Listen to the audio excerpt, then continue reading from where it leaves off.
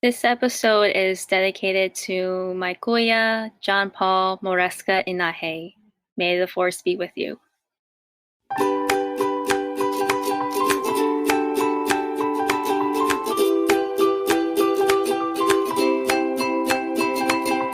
Welcome to the Filipino American Women Project, a podcast show that shares stories and life lessons told by individuals living or have lived in America that are of Filipino descent and identify as female.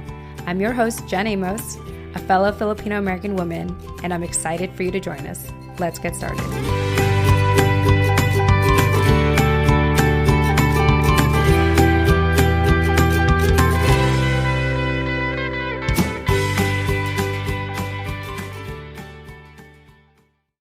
Hi, everyone. Jen Amos here, your host for the Filipino American Woman Project. And I am excited because I have my co-host on here again, Nani Dominguez. Nani, welcome to the show once again. Thank you. Hello, everyone. Yes. And why don't you tell people, just if they didn't hear you in the last episode, which I believe was episode 5 now. Correction. That was actually episode 6 with Ria Predikin is when we first met our co-host, Nani Dominguez. Okay, let's jump right back in. Why don't you go ahead and briefly introduce yourself and why you've decided to co-host the show with me? Yeah, sure. I'm Nani, and I found Jen on Instagram through this podcast and page, the Filipino American Woman Project. And I had just reached out to her looking to make a connection. And I'm here to just kind of offer a different perspective from someone who is still exploring my identity, my heritage, and again, it's just looking to connect with other people, share more stories, more experiences, and build this kind of online community that we are creating. Yes, and I am so grateful to have you because I can only talk so much. So it's great to have another person who can ask other questions and make comments because I can only come up with so many things. So thank you so much for joining me, Nani. With that said, happy to be here. Yes. Yeah. Thank you. With that said, I am also really excited to be introducing our guest today. We have Anjelica Moresca Enaje, and I want to tell you a little bit about her. She is a writer. She's been involved with Raise Pinay, which my sister actually ran the production just recently. We'll get into that later. And she is a dutiful daughter. Also, Anjelica is a second-generation Filipina American with Bicolano roots. She's the creator of Get Lit Film, a website that features surveys and works by and about people of Filipino descent. She's a feature educator in Filipino American literature. She is a hopeful author of a memoir about being a Maria Clara archetype, which I'm really excited to talk to you about, by the way, a YA novel about teen Filipino suburbanites, and an epic series, among other works in progress that remain hidden from sight. Anjelica, welcome to the show. Thank you for having me, and I'm so excited to talk to both of you. Yes, we are so happy to have you. And why don't you start by sharing with us how you heard about the Filipino American Woman Project and why you decided to share your story? Yes, so I heard about the Filipino American Woman Project through Instagram. I was following different accounts through my Get Lit Film social media page, and I came across the Filipino American Woman Project. And all I saw were, I think, quotes with a yellow background. I was like, well, what is this about? So then I kind of did some Facebook sleuthing and found your page and saw you had interviews with other Filipino American women and thought, okay, maybe I could get into this. I thought it was kind of interesting. I think in another episode for this season, you said how a lot of Filipino women, when they wanted to do the interviews, they weren't really sure if they had anything good to say. Their lives are kind of ordinary. But personally, I think it's important to tell our stories, no matter how boring or whatever. Because, we need more stories like our stories out there. We're the authors of our own narratives. That's my true belief in my course as a writer. I absolutely agree with you. I think it's so important to just normalize having these kind of conversations. One thing I have found in the past, by the way, thank you for stalking the Filipino American Woman on social media. and listening to the past episodes and stuff like that. And I'm glad that my previous marketing for this podcast was working and you found me on social media. So yay. Yeah. But I completely agree. When this project started back in December 2016, I couldn't find a lot of stories about us, or it wasn't easily accessible. And I just thought, when something is missing, I think, and we see it and we identify it, I think it's our duty to do something about it. We cannot wait on someone else to be the change. We have to be the change that we want to see. And there's that saying, like, whenever there's a void, like it's your responsibility to fill it, because everyone has a purpose in this world, whether they know it or not. And so I think storytelling is extremely important. Part of my own upbringing, my family is very, very humble, and they are focused on, they've always focused on just providing for the family and making sure that we were well taken care of. And so storytelling was not a big thing in my upbringing. It just wasn't like part of our family culture. And so I naturally grew up as this really curious woman. And then in my early 20s, that's when I started to explore my Filipino culture and roots and stuff like that. And now seeing some of my other peers, some of our other Filipino sisters, and seeing how a good number of us feel lost. I feel like if we can inject more women with stories, not literally, figuratively, if we can put more stories out there, we'll start to see ourselves in those stories and start to fill in those blanks in our lives and that confusion, and be able to craft a story of our own. So I love what you said, and I completely agree with you on that. Nani, is there anything you wanted to add? Yeah, I absolutely agree with everything that you guys said as well. And I love, Anjelica, what you said about the importance of sharing your story, no matter how boring or bland that you might think it is. I think that that's the purpose of this project. Jen, correct me if I'm wrong. Just like both of you guys said, there's not a lot of literature out there on the Filipino American experience, and that's what we're here to create. And so if we don't share our stories, then we'll continue living like we've been living, and there will be nothing for the generations that come after us to look at either. Yeah. Yes, absolutely. So if anyone is hearing this, if we haven't harped on it enough, your story matters, and we would love to hear from you. No pressure. Yes, no pressure. No pressure. But hopefully you feel drawn to at least the stories that we're sharing on the show. And even if you just are a follower or a listener, then I think that's a first big step to filling in those gaps in your life and finding purpose and meaning in your own life. All right. So with that said, I would love to learn a little bit more about you, Anjelica. Why don't we talk about your background, actually, and why you identify as a Filipino American woman today? Yeah. So I was born, raised, and I still live in New York. For my family, both my parents come from the Bicol region, which is where, if you know Mount Mayon volcano, that's where it is, basically. And so my mom, she's from Camilig, Albay, and my dad is from Sorsogon City, Sorsogon. And I have an older brother. His name is John Paul, and he was born and raised in Daraga, Albay.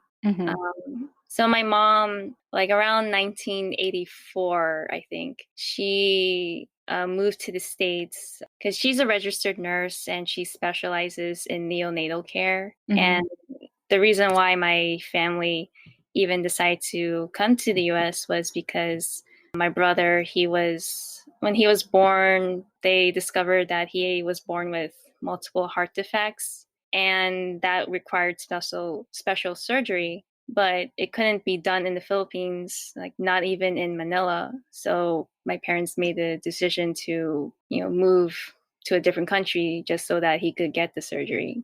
Wow.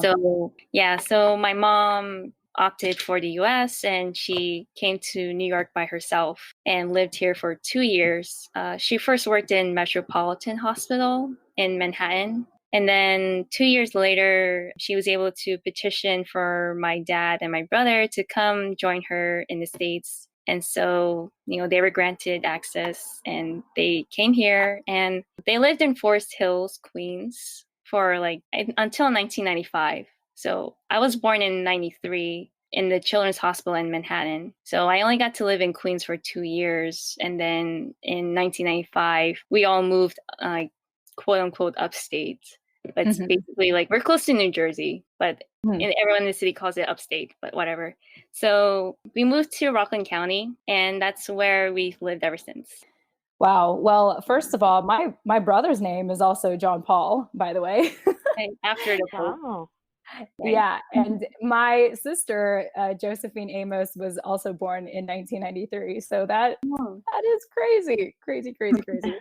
I just started visiting New York because of my sister. Yeah. She moved there about 2 years ago. So I believe, do you know my sister? I feel like I met her 3 times through the third generation of raised Pinay. And like, okay, can I like gush about her a little bit? Like, please. Yes. Anything about my sister, yes. Yes. Like, she did such a phenomenal job producing Raised Pinay for the third iteration. Like, you know, I don't have any experience as a producer, but I can imagine it's so stressful of a job that, and somehow she just did all this. And of course, there was help from JL, Rochelle, and Justine, who are the creators of Raised Pinay. But for Josephine to handle that huge responsibility and to see the third iteration succeed as it did, it's like, I'm so proud of her. Like, that's all I gotta say. She did such a great job. That makes me so happy. I feel like I'm just very proud as an older sister. And we, you know, my mom flew all the way from California, and we road tripped together to see my sister. And she had a piece in that play. Yeah. And the moment it was her piece, I started gushing. I was like, oh. And I'm so proud of her. And it's one thing for me to be proud of her. I'm obviously very biased because I'm her sister, but it's so awesome and affirming, you know, to hear it from other people as well, and how she has impacted people. So I'm just so proud of her. And it's so great that you two know each other. And I look forward to seeing what Raised Pinay has for the future. I actually am hoping to interview the ladies, JL and Justine and Rochelle. And I'm just excited to, you know, see if there's anything we could potentially do with each other. So ladies, if you're listening to this, I'm calling you out. You're going to be on the show before you know it. Yeah. So, well, thank you for sharing about your family background. Let's go ahead and fast forward to what life looks like for you today.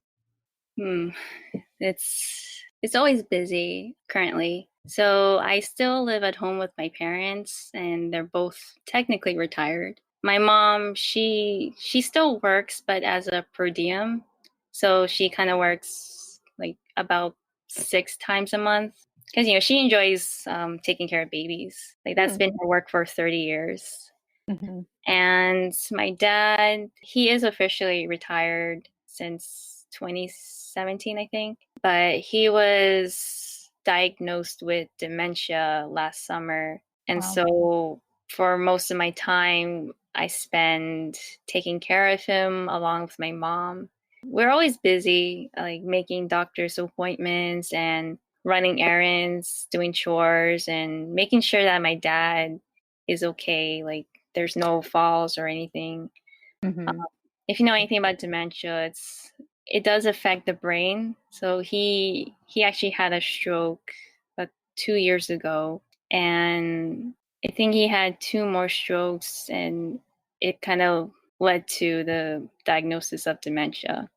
Wow. So it's like, it's kind of like doing any kind of basic task, like eating or walking, or, you know, the things that we mostly take for granted.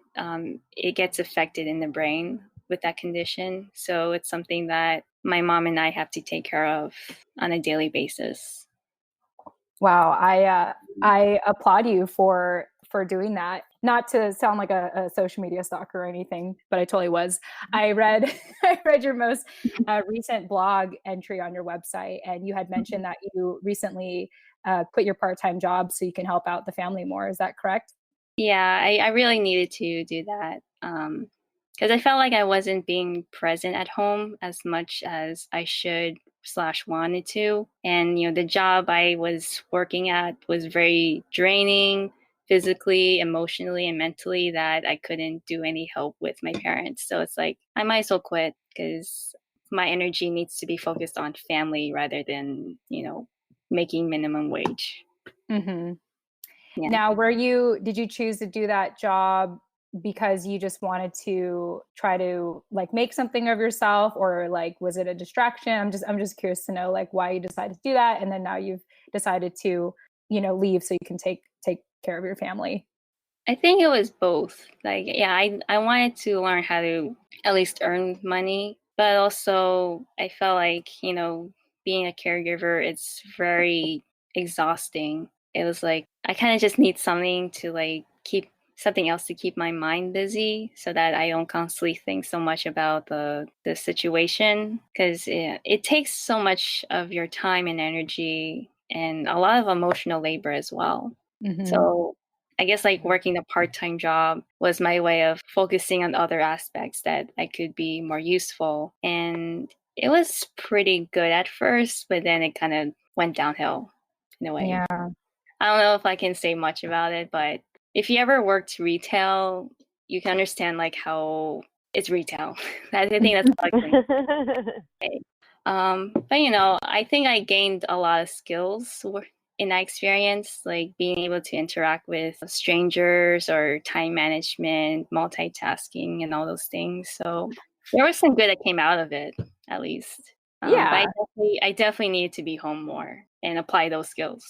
Yeah, definitely. And, if you have the support of your family to support your family, then why not? I totally understand that. And I mean, I can only empathize and feel for you and applaud you for making that sacrifice to be there for your family when you could be going out there and building your own career and really making something of yourself. And so I just want to highly, highly, highly acknowledge and applaud you for what you're doing for your family. Thanks so much. Yeah, definitely. Yeah. Nani, is there anything you want to add? I hear you saying yeah. Yeah, no, I think that's really honorable. And like Jen said, if you have the support to be able to support your family, I know how difficult that can be, trying to manage both a professional life and supporting people at home. My mom had an accident a couple of years ago where the whole left side of her body basically didn't work for a long time. And so it was really hard for me to juggle a full-time job as well as, helping her do things that you, like you said, Anjelica, take for granted, like eating or, walking outside to get the mail or whatever it is, just simple tasks that you take for granted when you're healthy. And then something happens and all of a sudden your whole circumstance changes. So yeah, I commend you for doing that for your family. That's amazing. They're lucky to have you. Yeah, I think it's stories like this where someone such as myself who is fully abled. I mean, I recently had finished physical therapy because I was having this hip problem, but it was fixed, and there's some people who they really need someone else's help to just get out of bed. It definitely gets you to look at your own life and be like, like at least I can get up, at least I can take myself out for a walk, I can serve myself food, I can drive, and so yeah, so you really get to, at least for me, it's a good reminder to it puts things in perspective. Yeah. And I also want to add, it makes me think about my own mom, because there was a time, so my mom was a widow when my siblings and I there's three of us, including my sister Josephine. We were all under 11 years old when we lost my dad. And I remember there was a time where my mom, she was the breadwinner of the house. We had both of our grandparents her parents, my grandparents, living in our house. And she basically had like 5 other people that she needed to provide for. And back in the day, my number one complaint with her was that she was emotionally unavailable for me, because she was just focusing on working and providing. looking back, I realized how selfish I was for Right. wanting that from her. But now understand and appreciate, the sacrifice she did, like having to take care of five individuals and sustain a household. And so anyone that is taking care of other people, I just have to commend them, because it's such a commit. Whether you choose, like, you're taking care of your parents, my mom was taking care of like her parents and us, or just anything where you, or even being a mother, it's just such a full time, if not, double duty type of job. And I think it's very easy to lose yourself in that. And so with that said, early on in this conversation, we were talking about the Maria Clara archetype. Mm-hmm. And I learned a little bit about it through another friend that we will interview on the show later. She's her name's Stacy, so shout out to Stacy Salinas. She's a PhD student in history right now, and she is focused on the Filipino American experience in her Asian studies courses and stuff like that. And she had mentioned, she actually wrote one of her class assignments was to write a paper about like something related to the Filipino culture. And she actually wrote, one of her pieces was about the Filipino American Woman Project. And in that, Oh, which wow.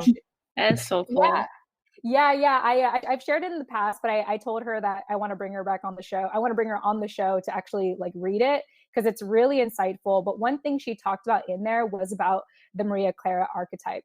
And so, Anjelica, would you indulge us and explain the Maria Clara archetype and how you are almost the embodiment of the Maria Clara archetype? Yeah. So my first encounter with that is through Jose Rizal's famous novel Noli Me Tángere, or Mm. Touch Me Not, and it comes from the character Maria Clara, who is supposed to be the love interest of the hero protagonist Cristobal Ibarra. From what I gathered when I read the novel, she's most of her the focus was on her physical appearance, that she's beautiful, she's very kind of like angelic, saint-like presence. Mm-hmm. And based on her behavior, she's very docile, quiet, and kind of reserved. So almost kind of like a statue that you would see in a museum, like all marble. Everyone just looks at her like a spectacle. And the one thing that kind of bothered me about the way she was described, well, this is a whole conversation I could have about it, but basically she's just there for spectacle. She doesn't have a lot of speaking parts, and whenever she does, it's usually to serve the purpose of the protagonist, just to drive the plot along. Like, I can do a whole literary analysis of it, and that's what I wanted to do, actually, Yes. for future study. But basically, the Maria Clara archetype kind of became this thing where this is what the ideal Filipino woman should be. Is very mannerly, is quiet, is very humble in the most like pious way, and just what we would call the good girl, basically. And Mhm. that was something that I had to kind of embody when I was growing up. It was something that would appease older adults if I behaved or acted in a certain way, and as well as showing that my parents have trained me well to be more respectable to others, and not to act out in things, and also to quote unquote set an example for peers and younger kids. But even like trying to like embody that ideal, it was very draining, and I felt like I wasn't being my true self. And whenever I see people my age kind of going the opposite direction, like they're not being Maria Clara archetypes, I was actually jealous of them, because they get to do whatever they wanted to do, and creating fun memories for themselves. And here I was just trying to be statuesque, because that was Mhm. what was expected of me as a Filipino. Wow. I'm like speechless. Nani, is there anything you want to say?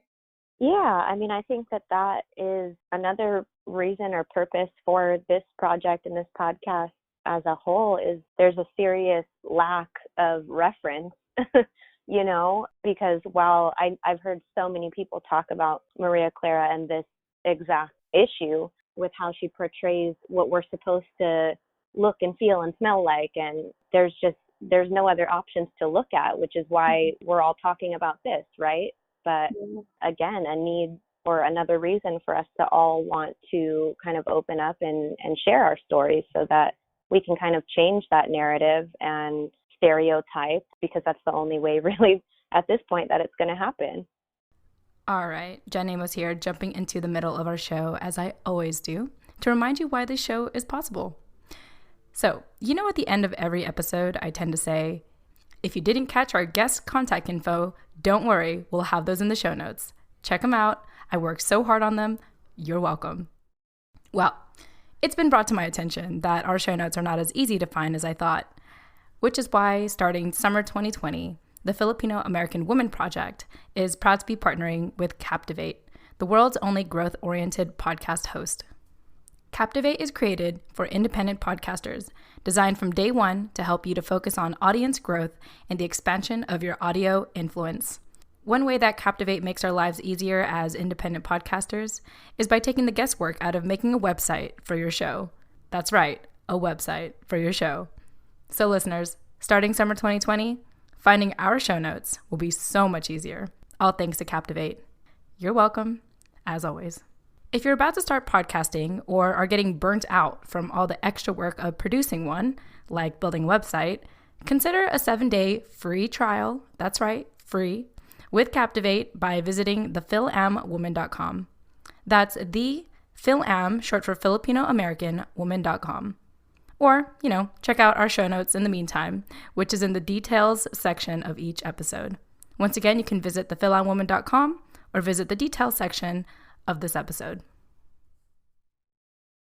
Yeah, even for myself, I am still learning about it. And it's interesting because growing up, I somehow knew deep down that I was being rebellious. I was pretty outspoken growing up, and I was rebellious to be rebellious. Like I was, I started growing up being different just to be different, not because it was really who I was, but I didn't realize this entire time I was trying to rebel against what my family was trying to portray, which is this Maria Clara archetype. I think about my female relatives who are just very obedient and quiet and generally respectfully submissive.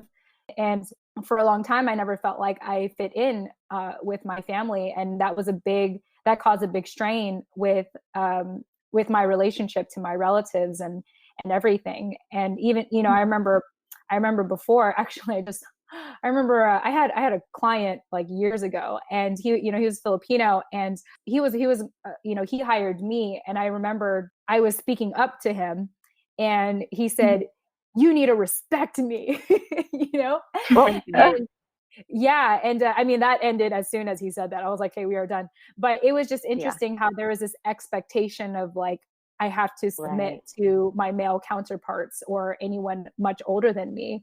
So I think it's and I think for anyone who has felt like their life has been an uphill battle or trying to, just rebel, I think it's because of this Maria Clara archetype. And I think it's important to create more awareness of it and see it as a way of like, oh, this is why I am this way. But that was, the reason why Jose Rizal and both of you can correct me if I'm wrong, was it the Americans that picked Jose Rizal as the national hero over Andres Bonifacio? Because Jose Rizal, he was a role model to, get an education and to be a good citizen, where Andres Bonifacio, he was very aggressive and he was about like the people power, and it just wasn't like a good example that they wanted for the Filipino citizens. Did I get that right? Does anyone know? This is actually my first time hearing about it. It made me question why Jose Rizal was even picked to be the Philippine national hero, like under what criteria. And, given his history that he is of the ilustrados, or kind of like from the affluent families in the Philippines that send their sons to Europe for education, it kind of made me curious as to why he has more of like the higher pedestal than any other public figure in the Philippines that are just as admirable. Yeah.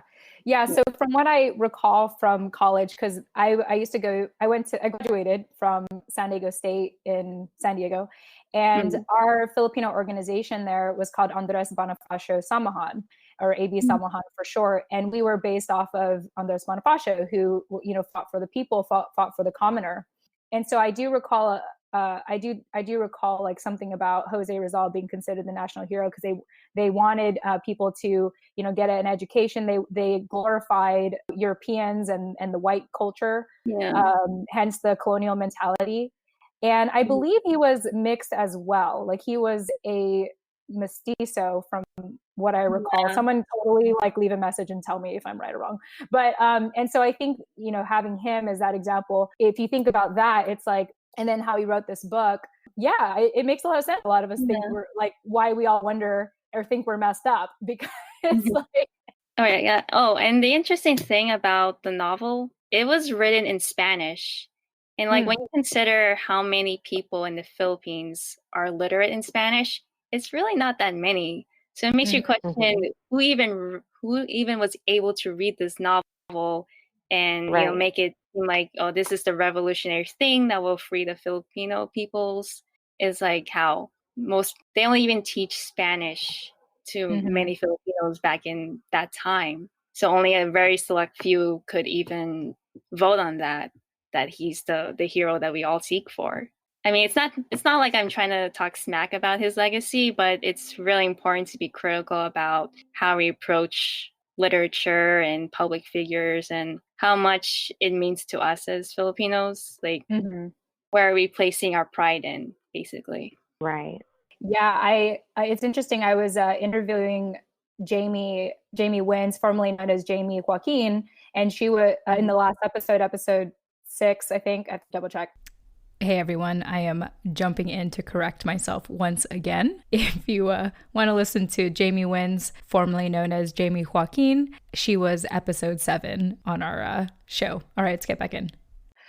She was a Filipino model and celebrity in the Philippines. And in her time, like in her 20s, it was really difficult for her to make it in. She chose not to do pageantry, for example, because they idealized mestizos. Jumping back in again to say that I was saying mestizas, not mosquitoes. Okay. And they idealized like taller women. They in the Philippines, they didn't even want the actual Filipina, to represent them. And so it's just so interesting, even nowadays it's still, you're still kind of considered above like the Filipino if you're mixed. So Nani Nani being half Filipino and Russian over here. Yep. But anyway, that's my thoughts on it. And yeah, I definitely think that this opens a conversation for this opens up for more discussion, I think, in a future episode. And so if anyone's listening and is fascinated by the Maria Clara archetype, and as well as learning more about Jose Rizal and why he was chosen as a national hero, or if you had any thoughts around it overall, we'd love to have you call in and share your thoughts for a chance for you to be featured in the next episode where we discuss this more. And I think it'd be a great opportunity to bring you back on, Anjelica, to talk about it in a future episode. Yes, I'm so passionate about literature, like you can't even imagine. I love it. Yeah, when you mentioned that you were a writer, I was like, oh, this is going to be fun because she is so like I know that she's very knowledgeable about these things, and if you're going to be someone that's going to write a memoir, it's which, by the way, I just remembered this when I first started this project. I was trying to find books in the San Diego Public Library about Filipino American women. And the only one I had found was a memoir from a Filipino American woman who was a nurse in World War II. And as we know, I'm gonna have to find that book again, but that was decades ago. And it's amazing how we haven't had anything like that ever since. And so I think what you want to do is really, it's really honorable and exciting. And I want to follow your journey as you do that. It's also why I started Get Lit Philam, because growing up, I didn't have much exposure to authors or books that were about us, basically. And it wasn't until like my second to last semester in college that I took a class called Filipino American Literature, and it was taught by Luis H. Francia, who is a Philippine-based poet, editor, manong of letters. And he just exposed me to all these writers and books that talked about what it's like to be Filipino. And it kind of dawned on me that it took me 21 years to even consider that, we could be writers and even get published. And so from there, it just became this whole mission and journey to find other works and other authors that are talking about our lives, basically. Because, if you know about the literary canon, you don't get a lot of Filipino authors in there or even their works. And it kind of makes you question, well, are our stories that boring, or are we not significant enough? But there are actually people out there who look like us and who have experienced similar upbringings like us, and putting it into story. And through Git Let Film, that's what I want to expose others to, that may not know about these works or even consider themselves as storytellers. But there is a growing literature and many authors that are pursuing this type of thing, and that's what I'm hoping for my project to go forward. And also what you're doing with the Filipino American Women Project is just allowing us to be the authors of our own stories. Yes, that's right. And it just dawned to me what Get Lit Fam means. Lit is literary. I just got that. Yeah. So wait. All right. Well, all right. So I do have one more question I want to ask before we wrap up. This is my favorite question, which usually wraps up this episode, and it's about sharing a life lesson and a story of your life that led up to that life lesson. And so, Anjelica, you had mentioned that the biggest life lesson you've learned is to choose to live. Now, I can interpret that one way, but I would love to hear why you have chosen that as your life lesson, and what aspect of your life led you to live that truth. So I mentioned how trying to embody the Maria Clara type is very unfulfilling and draining, and it's not really living a life based on my own terms. What kind of led me to that lesson was coming back to my older brother. Being the older sibling, trying to take care of the younger sibling, he always encouraged me to be more independent and, kind of give myself a break. And that was something that I couldn't even fathom at a young age. But it wasn't until coming into my 20s. So yeah, I'm trying to not to cry right now. Oh, take your time. Fine. You got this. Yeah. So in 2015, so this was a few months after I graduated from college, my family and we traveled to the Philippines to visit relatives, and having a family reunion. And then my mom, she actually celebrated her birthday in the Philippines, and that was the first time in 30 years since moving to the US that she was able to celebrate her birthday with her siblings. And wow, that's nice. So that was a weekend where it was just jovial and heartwarming family time. Yeah. And then in the weekend, after the weekend, my older brother, he suddenly went into cardiac arrest. And we were staying at a hotel in Legazpi City. We had 2 separate rooms, and we were told by the staff that my brother collapsed and he had to be rushed to the hospital, but he was pronounced DOA, so he had already passed by the time he got to the ER.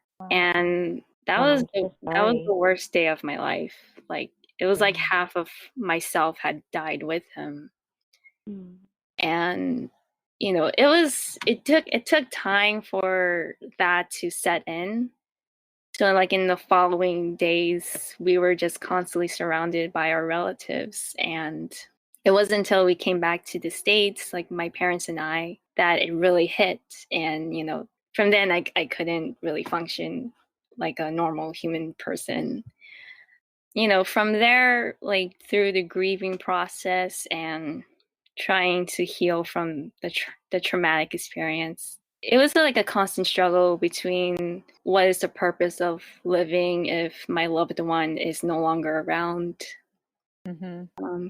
It's also like trying to honor them in a way. Like, my brother, this is what a lot of people would say about their loved ones who have passed, but they were full of life. Like, they enjoyed life. They found pleasures and excitement in the things that they loved. My brother, he was an avid Lego collector. He loved playing computer games. He was a foodie as well. So he loved going to restaurants, especially in New York City. And basically, like, most of my personality, it was formed because of him. Like, I got into reading and watching movies and all, basically kind of be a geek in a way, because he was a huge geek as well.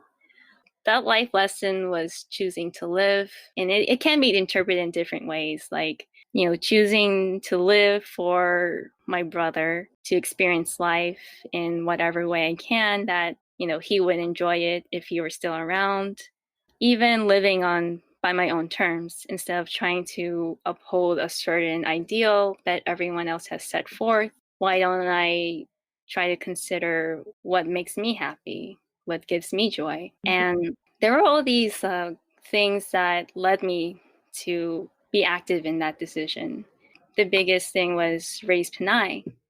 And yeah, and this was in 2016. So like the following year after my brother passed away, I joined this group of Pinay identified women that wanted to put on a production where we would each tell our own personal story, because there hasn't been something like that for a long time. Mm-hmm. So it's kind of like the vagina monologues, but all Filipinas. Yes. And yeah. And so that was the beginning. And, we were just sharing our personal stories about what it's like to grow up Pinay and what does it mean to come to terms with our own womanhood. And from there, it's kind of weird to call it a production. Like, I know those on quote unquote outside, it's a production, but like for us that were part of it, we call it a sisterhood, because during our rehearsals and gatherings, we would just share our stories. And I had no idea it was going to be such a healing process. Like, it was a very messy healing process. Like, there was definitely a lot of crying, but there was also laughter. And it was basically letting out all the things that we had to bottle up, because of that's how we were all raised, like to bottle up our emotions. And she just entered into a space with these caring, supportive Pinays and just letting it all out, and knowing that we comfort each other and saying, like, it's okay to feel this way. And I'm here for you, sis. That was what I needed. Not just for my grieving over my brother's death, but for even like my whole life as a Filipino woman. And, from there, that was when the life lesson, choosing to live, really became the adamant mission.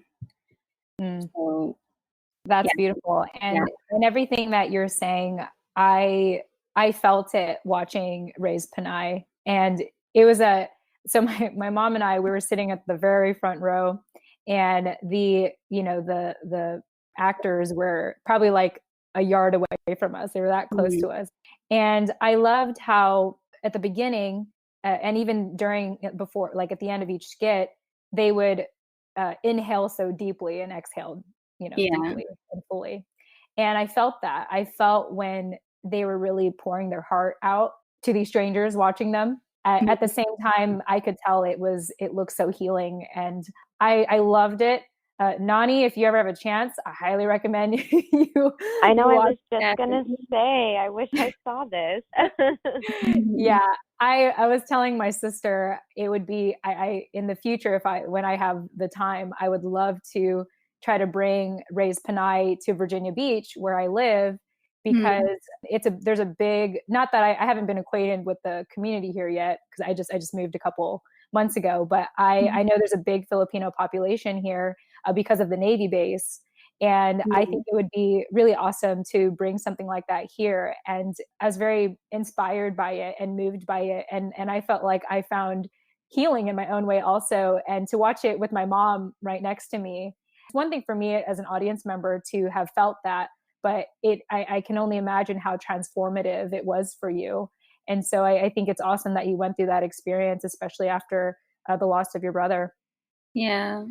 Like, I have to give shout out to JL, Justine, and Rochelle for even conceiving the idea and like giving us a space where it's okay for other Filipino women to gather and it doesn't have to feel like I don't know if like how to articulate it, but kind of like a hostile environment. Like it definitely wasn't like that.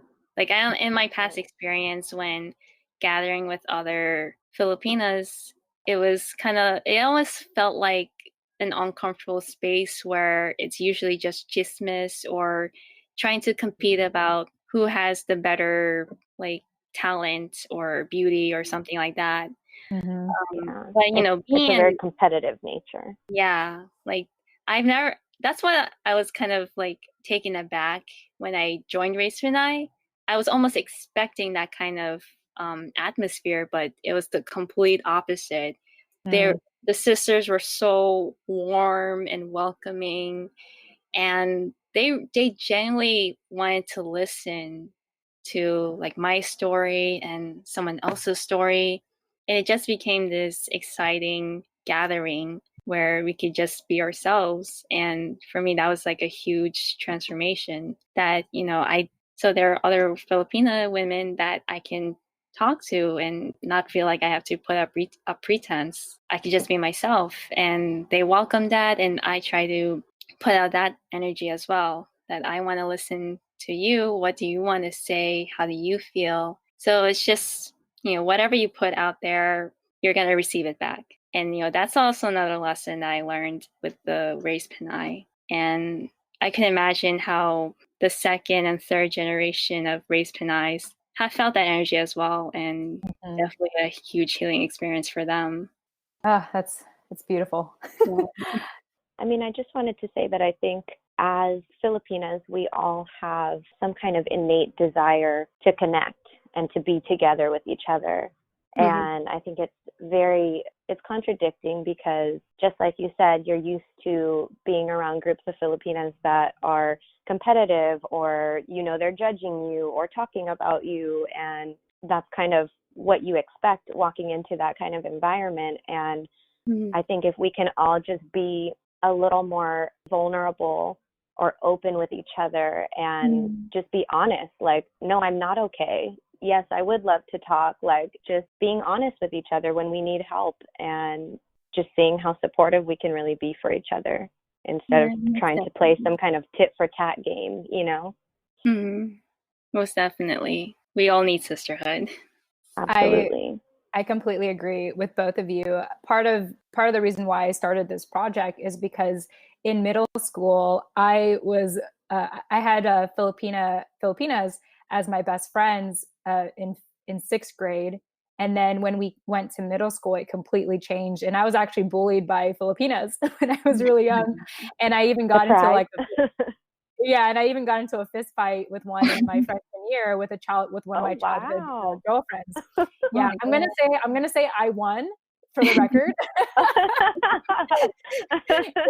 We're not here to tell another side of the story, so that's okay.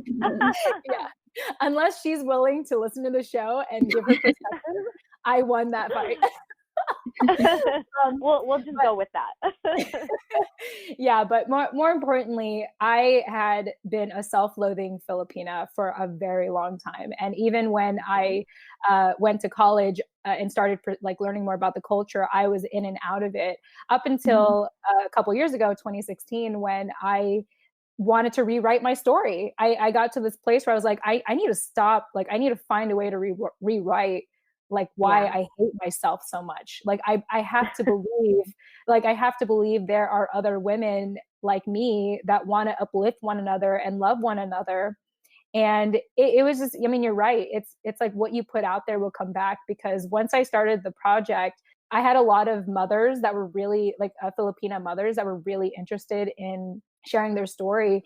And, really the first year of the project was just extremely nurturing and healing for me. And I just want to keep that going. And I also believe, though, in a larger cultural landscape in America, I think women are really banding together now. I think I was just listening to this music video from Anna Onakana, I think that's her name.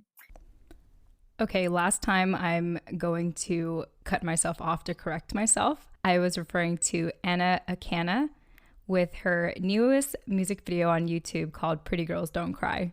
Okay. But there's a lyric in there that says, real queens help other queens fix their crown.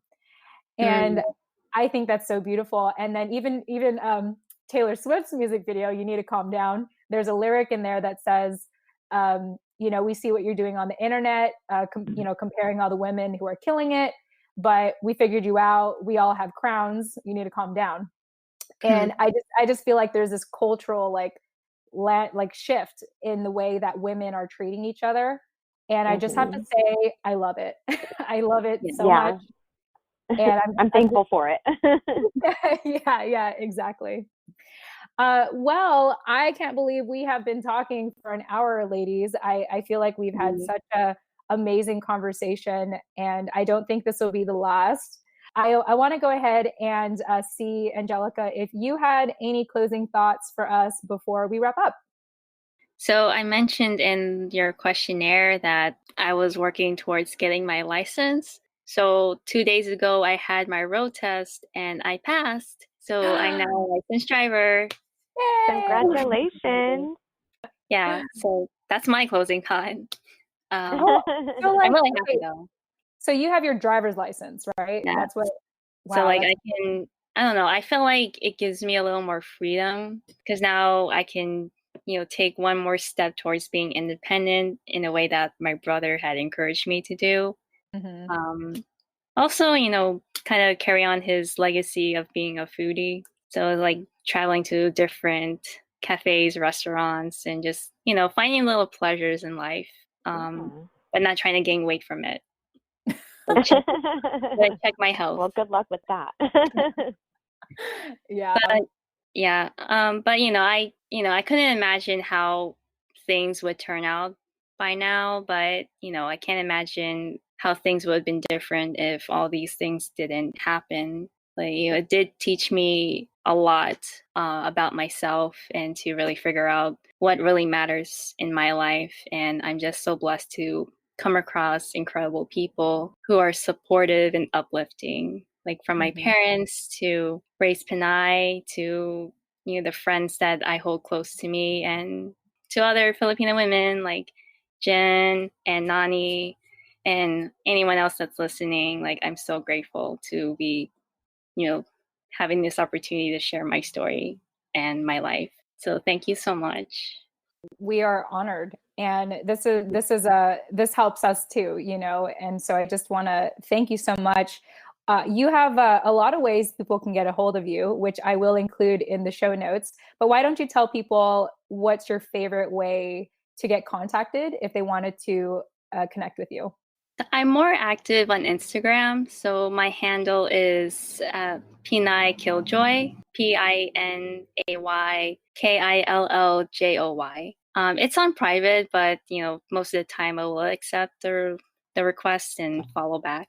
Yes. And before I had requested to be your friend on Instagram, I saw that your blog link is public. So if anyone is afraid to add you for some reason, you can check her blog out as well. It's available there in her Instagram account.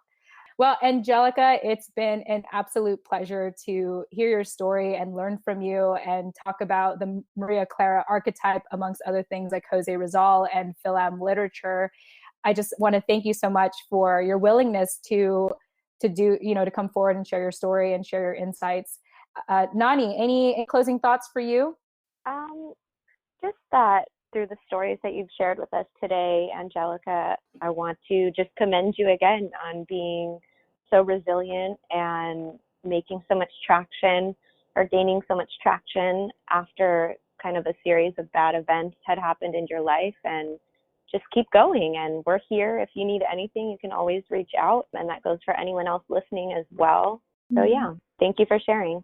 Thank you so much. And like I'm very blessed to like speak to you guys about this. Thank you so much. Absolutely. We're blessed to speak to you as well.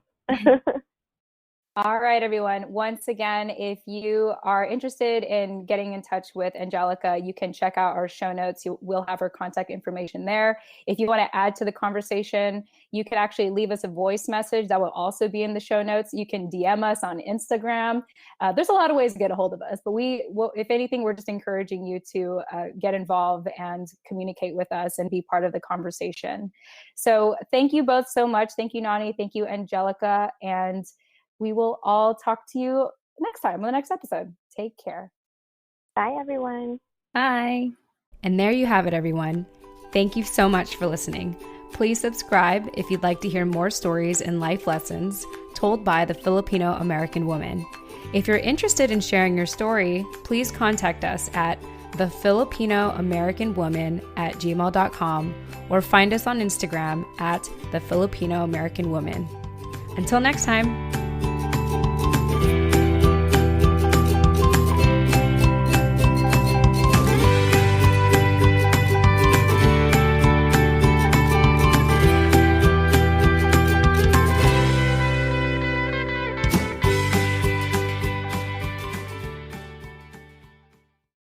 This episode is dedicated to my kuya, John Paul Moresca Enaje. May the force be with you. I love that. Beautiful. Can we add some clapping? Clapping.